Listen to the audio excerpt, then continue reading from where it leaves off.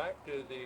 How we moved, when we moved from the where we're out here, about when that was in history. Let's kind of get back into the Abbey part of it. Okay. This is the Abbey homestead, and the Exlines was here before the Abbeys was, and they were the Abbeys that came from Kansas City. So when they came from Kansas City, they came out here, and they were friends of the Exlines.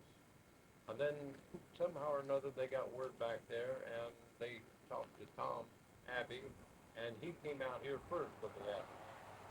He came out here, I think it was 1874. And so then he sent for the rest of the Abbey. And so, anyways, why they came out here, and they came to San Francisco first, but I think they came on wagon train to San Francisco.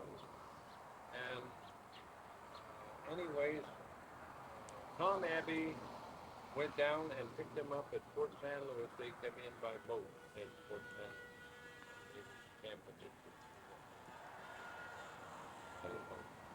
And he brought them up with the old trade.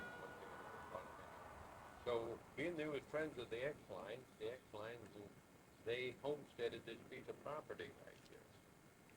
Well, the Paso Robles had started growing a little bit, and there was a lot of housing and stuff going on, and one thing and another, and so they had the first hotel in Paso Robles.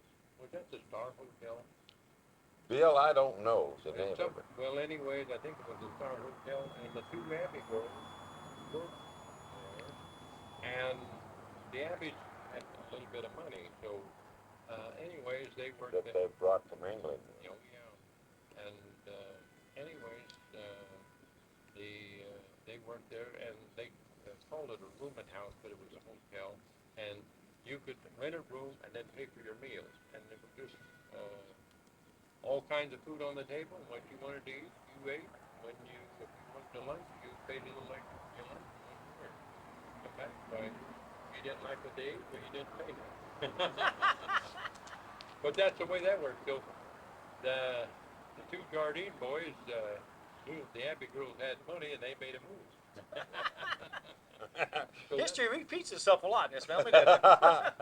Yeah, but you don't pick on them with money. No, that's not true. They just don't stick around.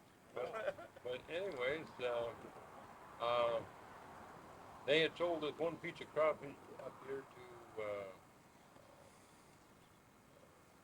H.B. Smith for a $20 gold piece, and then when he died, why of course he left this one to my grandmother, and of course my grandmother was married to a Jardine, so this became the Jardine Ranch. But what year would that been when they moved out here from where we're at? Well, I'm here in 90 something. okay, my grandfather got married to my grandmother in 19. Oh, I think it was the 23rd day of September, and so that's the way that went. And now when we always known as Aunt Polly, but her real name was Aunt Mary. And so, anyways, why they had a bunch of kids and one thing and another, and later, why. That's the Bottses. The Bottses. So we're related to the Bottses. That's right. Well, and I always joked about that. I didn't know we really were. Okay. well, Eileen Botts would be Jack's wife. Wife, right. Oh. And Eileen was an Abbey? No. Oh. That was my dad's girlfriend. Yeah, my dad, that was his girlfriend, and old Jack horned in and took over. So that's the reason the Jardines and the Bottses didn't come around too much, but my uncle and aunt did, but my dad had it in for him until, I don't know, he just, but anyway, the Bottses could have been Jardines.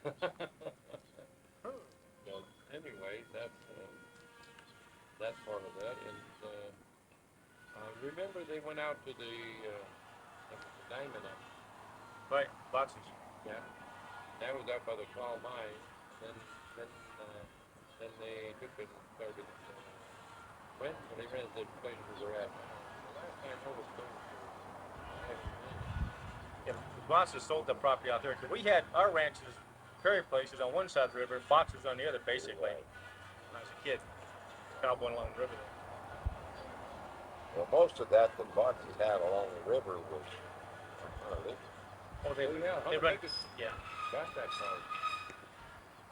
Yeah, that's right. But anyways, when Aunt Polly died, I was just a little kid, and so he came here and he pruned the orchard. We had 7 acres of house on one side there, and so he came here and pruned the orchard and one thing and another. And I guess he was pretty hot after my grandmother was then hopefully broke up, but I didn't really know what was going on. no, But I remember Uncle John Botts on the poem. The poem was, you expect one like me to get up here to Lonesome Sea and make a speech as big as those, but there's a kind of close. I won't speak of grief, no, no. I'll speak of things from here. Tell you what I learned at school, sitting on the benches too. I remember right there. No, I learned that when I was probably 5 and 6 years old. I never forgot.